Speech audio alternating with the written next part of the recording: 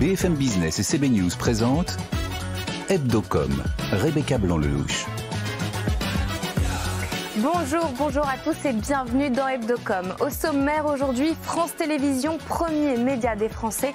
Quel défi pour le groupe? Nous avons l'honneur d'accueillir aujourd'hui Stéphane Sidbon-Gomez, directeur des antennes et des programmes de France Télévisions. Le groupe de médias DC Compagnie rachète le site Les Éclaireuses. Julien Casqui nous en parlera un peu plus dans son journal. Et puis on terminera par une question. Avez-vous été convaincu par la communication des marques dans le cadre du Black Friday? C'est la question Hebdocom de la semaine. Harris Interactive a réalisé un sondage pour Tilder et pour BFM Business. Et pour en parler, nous accueillerons Charlotte Euzen, associée chez Tilder, et Fabrice Pelosi, directeur associé chez Epoca. Voilà le programme. Hebdocom, ça commence tout de suite, c'est parti. BFM Business, Hebdocom, l'invité média. Et comme chaque semaine, je suis accompagnée de Frédéric Roy, rédacteur en chef CB News. Bonjour Frédéric. Bonjour Rebecca. Et de Julien Casqui, journaliste BFM Business. Bonjour Julien. Bonjour Rebecca, bonjour à tous. Et nous accueillons aujourd'hui Stéphane Sidbon-Gomez. Bonjour. Bonjour. Vous êtes directeur des antennes et des programmes à France Télévisions. Merci d'être avec nous. Merci pour l'invitation. France Télévisions est aujourd'hui le premier média des Français, avec plus de 29% de part d'audience en octobre 2022, avec l'arrivée également de nouveaux marqueurs forts cette année, comme l'émission Quelle époque, qu'on adore, Drag Race, un retour de Michel Field que vous venez d'annoncer d'ailleurs sur Twitter cette semaine, et puis Aux Arbres Citoyens qui a été diffusé sur France 2 le 8 novembre dernier, qui donne un coup d'envoi à l'arrivée d'une nouvelle émission chaque lundi en prime time dédiée à la question environnementale à partir de 2023 sur France 5. Ça fait de la nouveauté tout ça, Stéphane Sidbon-Gomez? Ça fait de la nouveauté et puis ça nous fait pas mal de fierté. Là, on termine l'année. C'est la première fois depuis, je pense, une dizaine d'années, voire peut-être plus longtemps, que nos trois grandes chaînes, France 2, France 3, France 5, progressent en même temps. Avant, on progressait tout le temps en prenant un peu aux voisins. Donc là, on a vraiment on a une belle performance de ce point de vue-là. Et puis notre plateforme numérique, vous savez, comme tout le monde, notre gros défi, c'est comment on va réussir à se digitaliser. On fait des records incroyables. Il y avait 21 millions de visiteurs uniques qui venaient sur France.tv tous les mois il y a un an. Vous Ils êtes passé sont à 27. C'est 6 millions en un an. Donc on est très content. Et puis avec des beaux programmes. Vous en avez cité plusieurs dont on est très fiers de les porter. Donc quand on fait des programmes qu'on aime et qu'en plus ça marche, on finit bien l'année. Et à quoi va ressembler, est-ce qu'on peut avoir une petite idée de à quoi va ressembler cette nouvelle émission sur l'environnement? Alors, on ne va pas faire tous les lundis soirs sur France 5, on ne va pas faire une émission spécifiquement dédiée.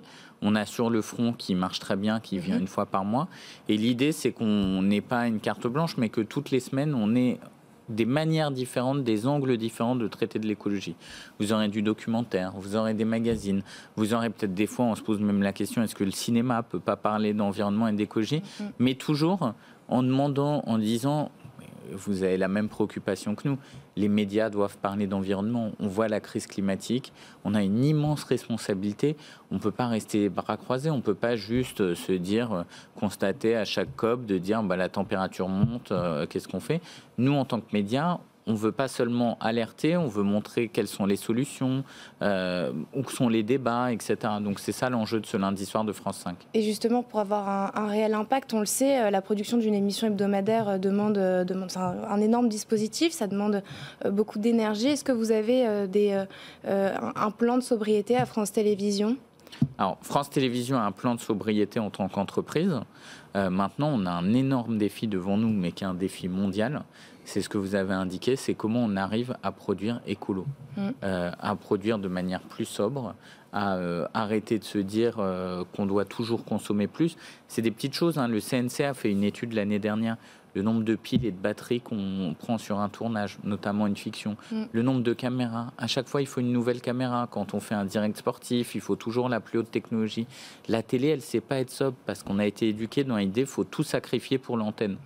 Et aujourd'hui, alors on le faisait déjà pour les économies budgétaires, il faut le faire aussi sur l'empreinte écologique. Vous avez une idée du bilan carbone des programmes? On est en train de le faire compter. On a pris un cabinet exprès pour le faire compter.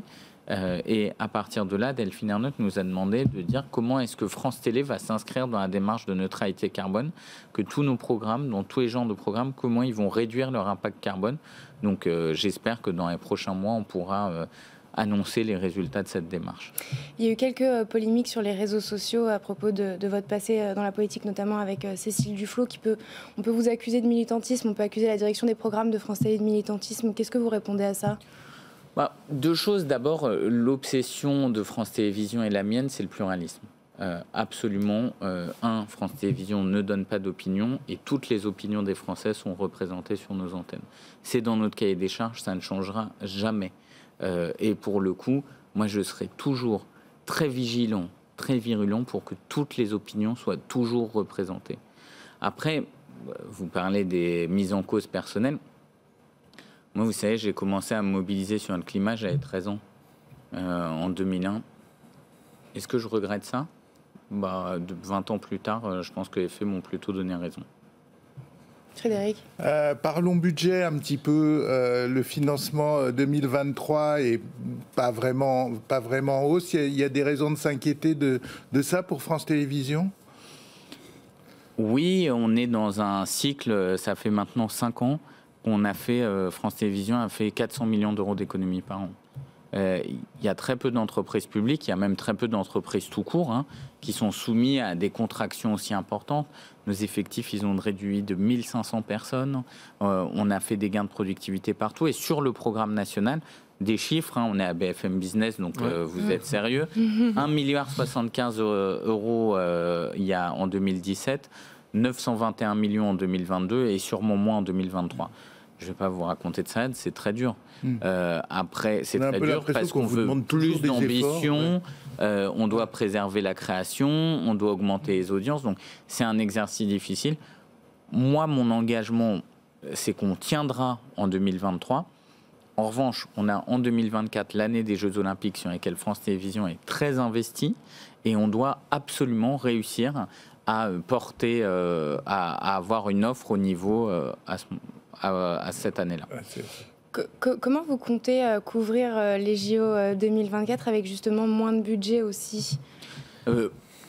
Aujourd'hui, notre ambition, on espère qu'on aura le budget sur l'année 2024, mais notre ambition, c'est de faire ce que la BBC a fait en 2012 au moment des JO de Londres, c'est de réussir à faire monter la mobilisation autour des Jeux Olympiques bien en amont. Et donc, c'est dès le premier semestre 2023 qu'on va commencer à faire de la couverture, à mobiliser, à porter les choses. Et donc, on espère que France Télévisions va être l'écrin de l'enthousiasme olympique. Notre défi, c'est que Paris 2024, ce soit vraiment une fête dans tout le pays. L'actualité de la semaine, c'est aussi Salto. Delphine Ernotte, dans une interview au Figaro, a dit que Salto avait un avenir, mais pas avec un actionnariat tel qu'il est aujourd'hui. Stéphane Sidbon-Gomez, pour vous, que va devenir Salto ? Comme vous le savez, en fait, on est dans la suite de la non-fusion entre TF1 et M6. Il y avait un projet stratégique autour de Salto. D'ailleurs, nous, on a été prêts à revendre nos parts à TF1 M6 fusionnés.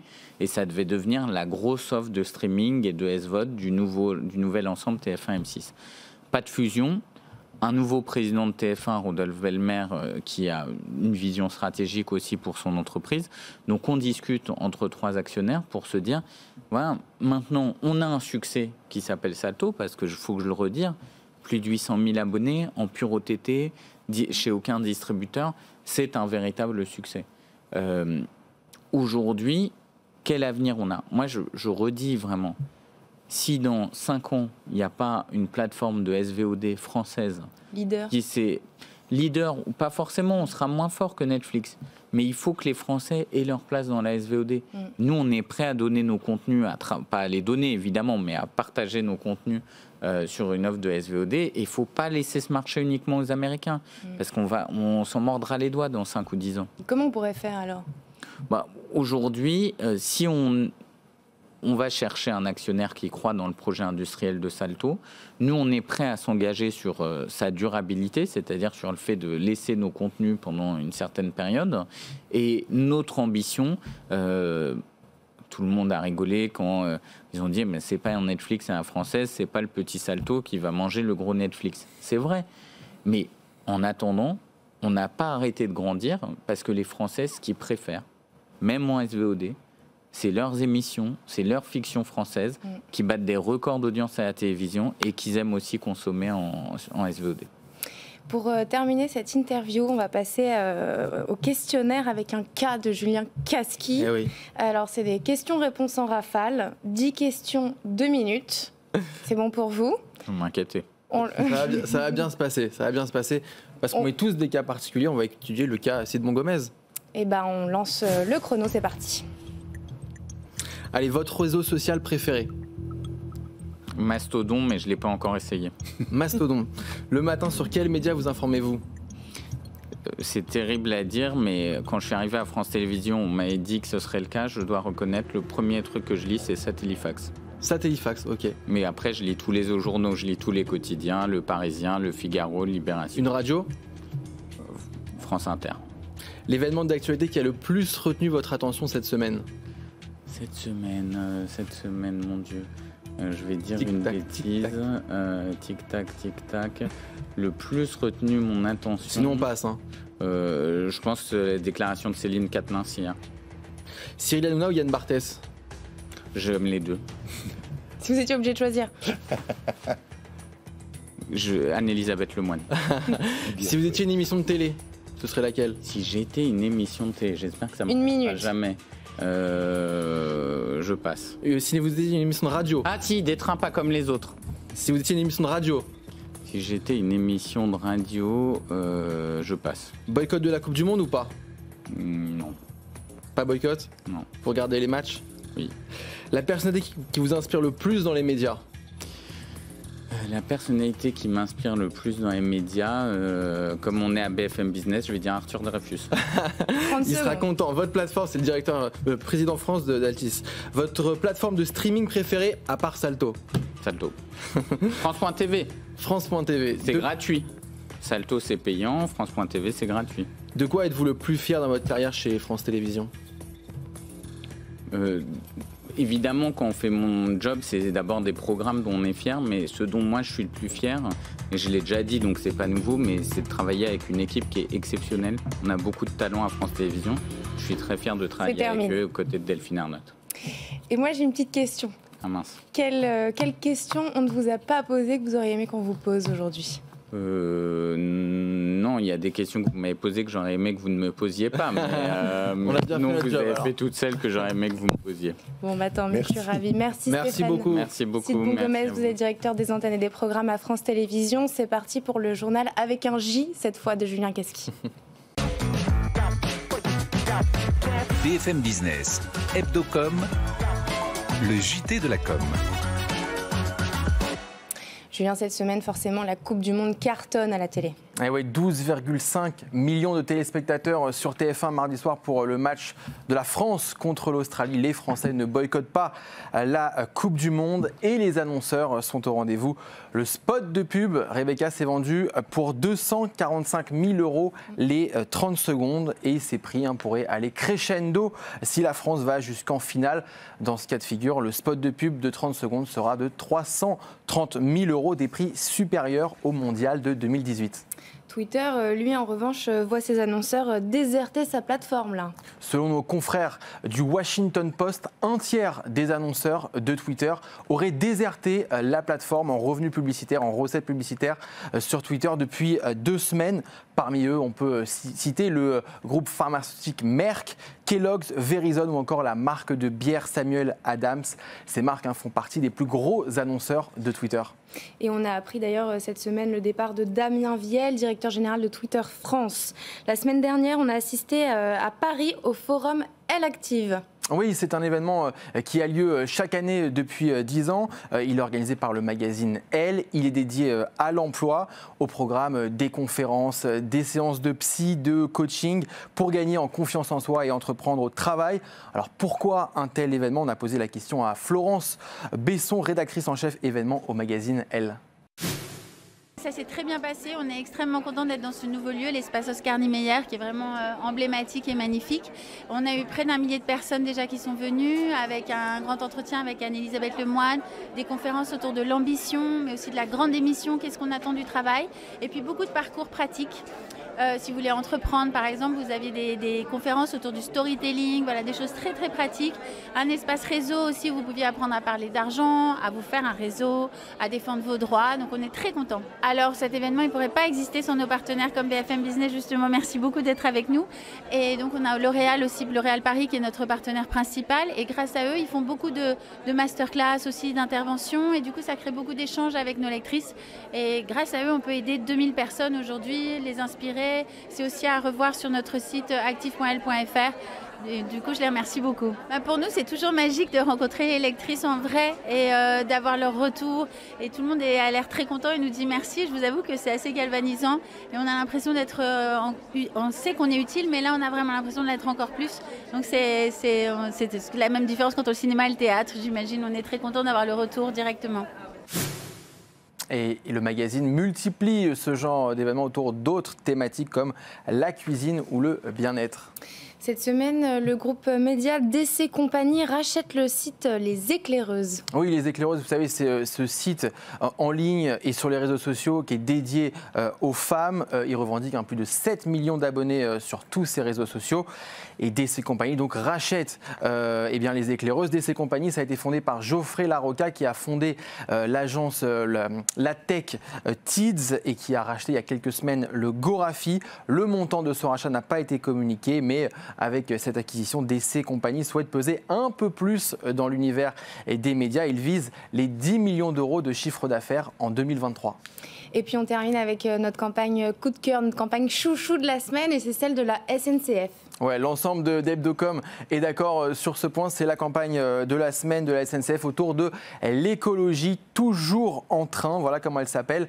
Dans un spot d'1 minute, on voit un petit garçon de l'âge de 10 ans environ sous forme de slam qui rappelle que les cheminots sont toujours en train de trouver des nouvelles actions pour protéger l'environnement. Éco-conduite, installation de panneaux solaires, tri des déchets. Il demande aux téléspectateurs quel écolo tu es. On écoute.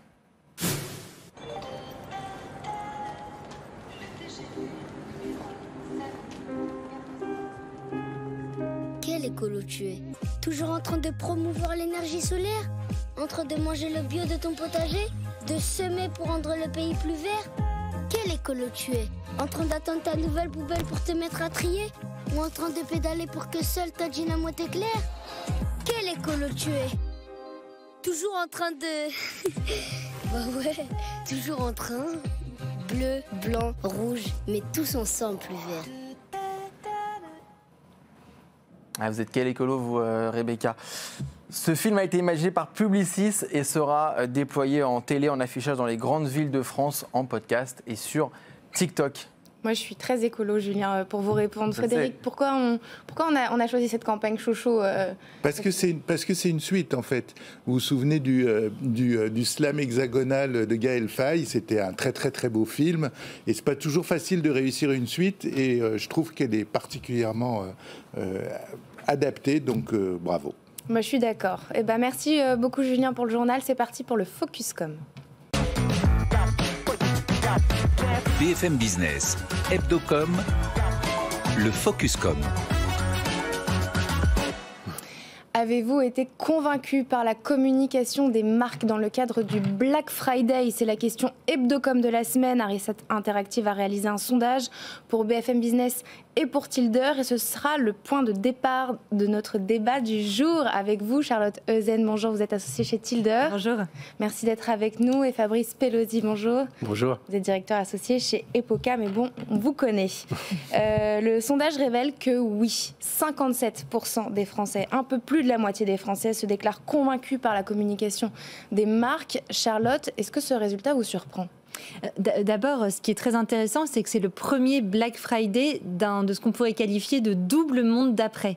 Le monde d'après la canicule de cet été, qui avait évidemment fait énormément réagir le grand public sur les enjeux environnementaux et climatiques, et le monde d'après guerre en Ukraine, qui a accentué les tensions économiques avec cette dynamique inflationniste qui touche maintenant l'ensemble des biens de consommation. Donc ce Black Friday, il prend place dans une période nouvelle et sensible, dans laquelle les marques marques ont dû complètement se réadapter pour en fait répondre à deux objectifs, à la fois assurer une vraie dynamique commerciale, ça reste l'objectif de ce grand moment de consommation, mais aussi avoir un véritable positionnement sociétal, environnemental, engagé pour que les gens puissent continuer à consommer en étant rassurés sur ce point.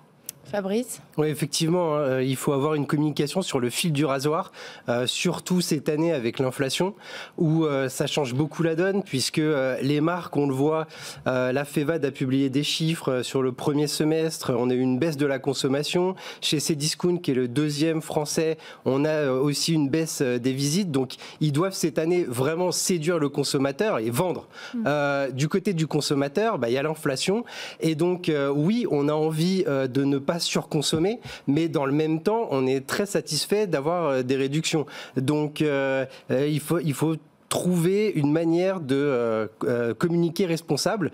Et d'ailleurs, il y a une chose qui me paraît assez intéressante. Amazon est toujours le symbole de la surconsommation et le symbole du Black Friday. Donc, il y a toujours le Black Friday chez Amazon. Mais il y a quelques jours, Jeff Bezos, le fondateur d'Amazon, a communiqué sur son intention de donner sa fortune.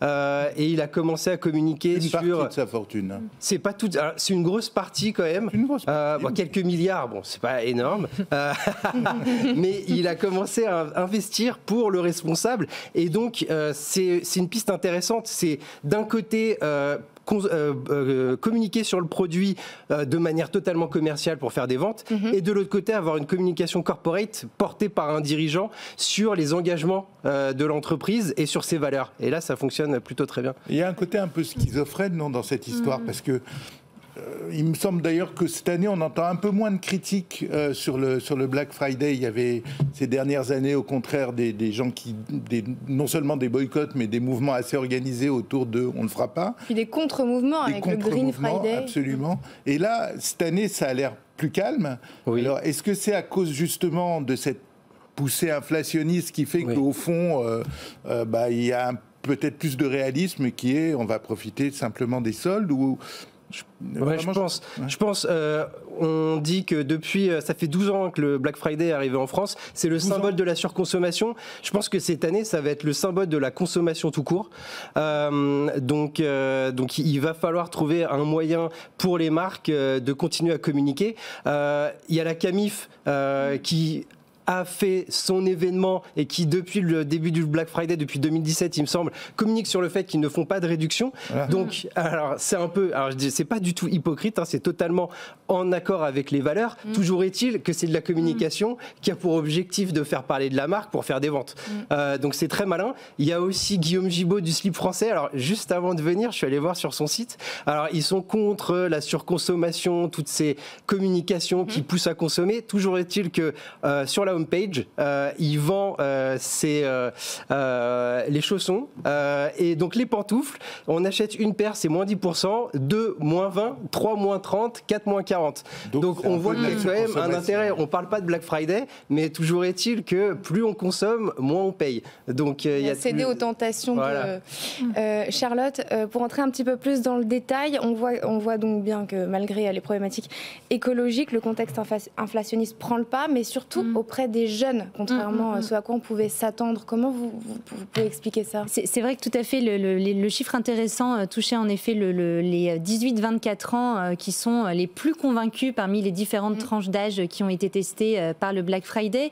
Alors, ce qui est intéressant, c'est de se poser la question, convaincu par quoi ? Peut-être convaincu justement par les communications des marques qui aujourd'hui communique à la fois sur le Black Friday, mais aussi sur son pendant sociétal, engagé, environnemental, ce qui expliquerait que les jeunes finalement soient rassurés et plus partants pour utiliser ce Black Friday comme un moment de consommation, tout en ayant cette dimension sociétale assez importante. En fait, les marques doivent gérer ces deux aspects extrêmement contradictoires, et on voit en effet dans les exemples qu'on a donnés, que ce soit la marque Jules, par exemple, exemple, qui utilise cette année un Black Friday, donc on ramène ses vêtements plutôt qu'en acheter des nouveaux. Je pense à Etam qui a beaucoup communiqué sur son Black Friday solidaire avec une partie des achats qui sont redonnés à des associations. Donc chacune trouve finalement un positionnement qui permet de concilier achat et responsabilité. Et c'est sans doute ce qui convainc les jeunes cette année. Fabrice, vous êtes d'accord ? Oui, tout à fait. Les jeunes sont séduits par la communication des marques, la transparence. Et puis aussi, quand on est jeune, on est moins à l'aise financièrement, donc on n'est plus touché par une communication qui va être simplement commerciale. Et aussi, je pense qu'il y a un écart entre les convictions qu'on va déclarer dans ce sondage et comment on dépense avec son portefeuille. Et un autre écart qu'on a vu récemment, et on le voyait dans le journal de Julien, c'est entre les convictions sur la Coupe du Monde de football.